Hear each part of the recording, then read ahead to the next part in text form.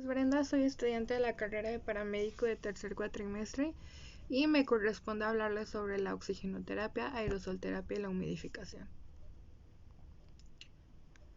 Bueno, más que nada, para comprender la oxigenoterapia, es la administración de oxígeno en concentraciones mayores a las que percibimos en el medio ambiente. Y bueno, esta es usada en distintas condiciones, por ejemplo, sirve para tratar la hipertensión pulmonar, para reducir el trabajo respiratorio, el trabajo cardíaco, para evitar la hipoxia y la hipoxemia, cuando una presión parcial de oxígeno es inferior a 60 milímetros de mercurio o cuando una saturación es menor al 90%.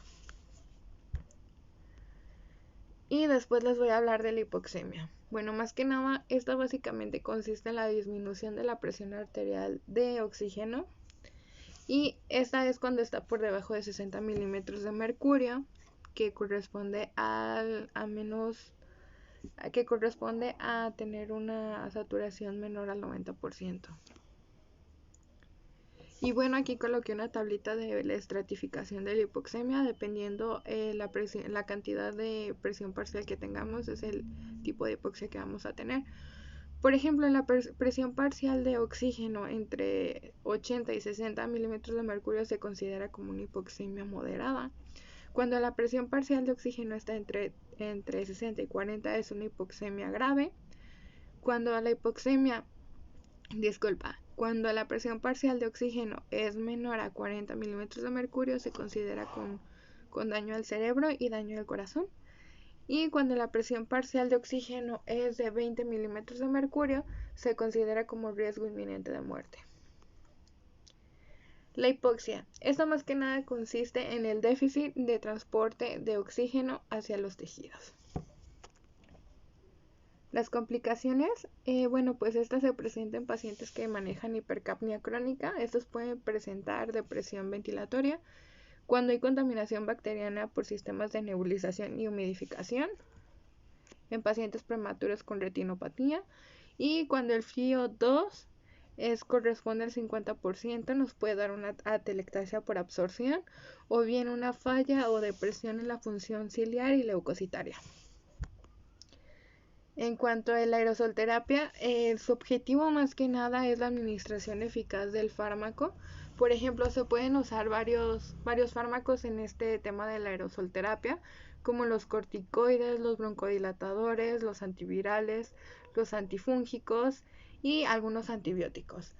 Más que nada, la aerosolterapia nos ayuda porque en cuanto lo administras vamos a tener un efecto. Es eficaz. Es una terapia eficaz y más que nada esto permite el transporte fácilmente por el aire, llegando a los alvéolos, siendo mucho más eficaz. ¿Cuáles son las ventajas? Pues más que nada que el paciente lo pueda hacer por sí mismo, rápido inicio de la acción terapéutica, necesidad de dosis menores, la acción es local, entonces no hay tantos efectos adversos, y la utilización de fármacos más selectivos dependiendo de las patologías respiratorias. ¿Cuáles son las indicaciones habituales? Pues más que nada en la fibrosis quística, en la fibrosis pulmonar, en procesos oncológicos, en asma, en EPOC o algunas infecciones de las vías respiratorias altas. También en cuestiones de bacterias, de virus o de algunos hongos también se pueden usar. ¿Cómo se utilizan? Bueno, más que nada vas a abrir tu inhalador, tienes que agitarlo, vas a aspirar todo el aire, todo el aire. Vas a colocar el aerosol en la boquilla, tu boca en la boquilla obviamente. Y obviamente como no has respirado nada, vas a dar el disparo y tienes que inhalarlo de 8 a 10 segundos, con la nariz tapada. Posterior a esto ya terminó el proceso, el proceso. Entonces deberás expirar y debes de enjuagar tu boca con agua tibia y un poco de bicarbonato. Esas son las recomendaciones. Y en cuanto a la oxigenoterapia, el material y el equipo, pues es la fuente de suministro de oxígeno, el flujómetro, el regulador y el humidificador. Los sistemas de suministro.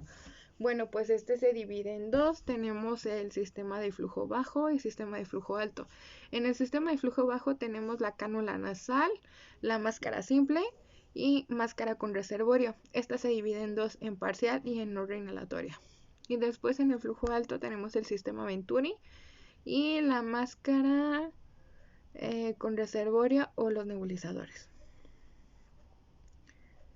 En cuanto a los sistemas de flujo bajo, estos nos van a proporcionar un oxígeno de entre el 20 al 90% y tienen una mezcla con el aire ambiente. También los que se usan es la cánula nasal, la mascarilla de oxígeno simple, la máscara con respiración y bolsa de reserva o bolsa reservorio.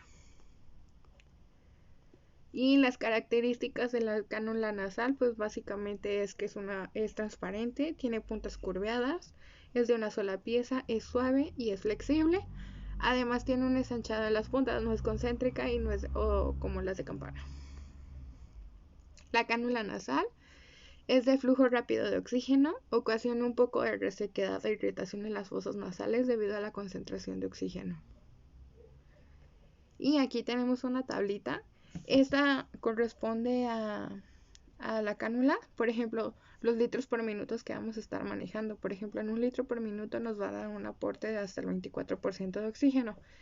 Y pues esta nos maneja parámetros desde 1 hasta 5 litros y pues ahí está su respectivo aporte. Después tenemos las máscaras de oxígeno. En esta es necesario mantener como mínimo 5 litros para evitar la reinhalación del dióxido de carbono. Esto debido al cúmulo que ya fue reinhalado, ya fue expirado por la máscara. Y a largo plazo provoca irritación, úlceras o pueden que sean escaras. De igual manera está su gráfico. Esta nos maneja de 5 a 6 litros por minuto con un aporte de 40 al 45% y nos maneja parámetros desde 5 hasta 8 litros por minuto. Después tenemos la máscara de oxígeno con bolsa reservorio reinhalatoria. Bueno, más que nada, esta no maneja válvulas, es de bordes atraumáticos, es transparente y es libre de oxígeno y nos va a hacer un aporte de oxígeno desde el 60 hasta el 80%. Sus características, aquí están los litros por minuto, nos va a manejar parámetros desde 60 hasta 80 litros y por ejemplo en 60 litros por minuto nos va a dar un aporte de oxígeno de hasta el 8%. La mascarilla con reservorio no reinhalatoria, esta maneja dos válvulas, es de alta concentración, maneja parámetros desde 8 hasta 12 litros por minuto y se debe de trabajar con bolsa llena. Ahí está la gráfica, de 8 a 12 litros por minuto nos va a manejar una concentración de oxígeno, un aporte de oxígeno de 90 a 99%. Después tenemos la mascarilla facial. Esta se usa en cuestiones de aerosolterapia y tiene un diseño distintivo en la barbilla y tiene un tubo de 22 milímetros. Después tenemos la máscara para traqueostomía. Esta es usada en laringectomía o traqueostomía y tiene una conexión de igual manera de 22 milímetros que está aquí en la parte inferior. Esa es la máscara para traqueostomía. Después tenemos los sistemas de flujo alto. Nos van a dar un aporte de oxígeno de 24 al 100% y se usa el sistema Venturi.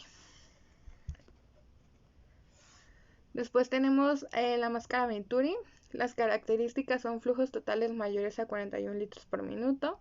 Nos maneja el principio de Bernoulli y máscara con concentraciones exactas de oxígeno. Entonces, si queremos tener un paciente estratificado, realmente que cumpla con las características que necesitamos y un oxígeno, el aporte, llevar una cuantificación en cuanto al aporte de oxígeno, si usamos la máscara Venturi sería la mejor opción. Y pues más que nada aquí está un poco el teorema de Bernoulli, lo cual nos indica que esta dirige un chorro de oxígeno de alta presión a través de un extremo con aire ambiental, entrando lateralmente en proporción fija. Entonces, al brindar un FiO2 menor del 100%, mientras que el aire entra a mayor flujo de salida, pero menor FiO2. Después vamos a tener los conectores. Tenemos uno de baja concentración, pero también tenemos de alta concentración. El de color verde es el que usamos de baja concentración. Y tenemos un conector de alta concentración que es el color blanco. Ahí se aprecia, está arriba del azul.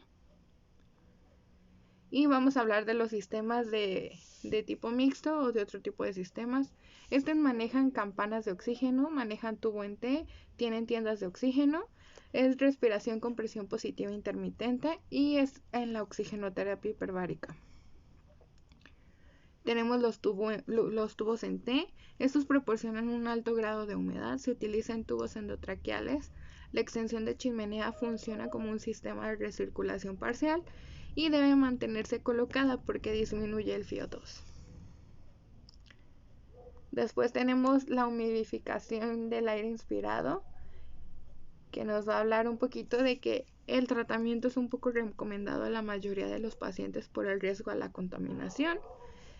Esta es necesaria utilizarse en pacientes con FiO2 menor al 28%, con flujos inferiores a 4 litros por minuto, o bien el líquido debe ser llenado para que sea estéril.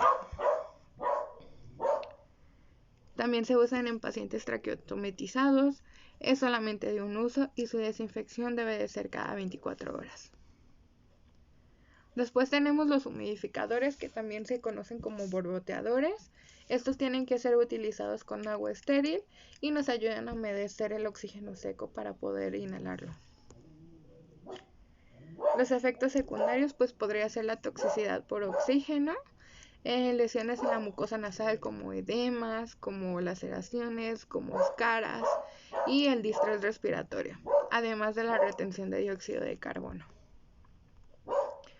En cuanto al control de infección, estos no necesitan ser reemplazados rutinariamente y se recomienda un cambio entre 2 a 3 días como un máximo de 72 horas. Y pues esto fue todo de mi parte. Yo soy Brenda y aquí les dejo mis biografías y les agradezco mucho. Hasta luego.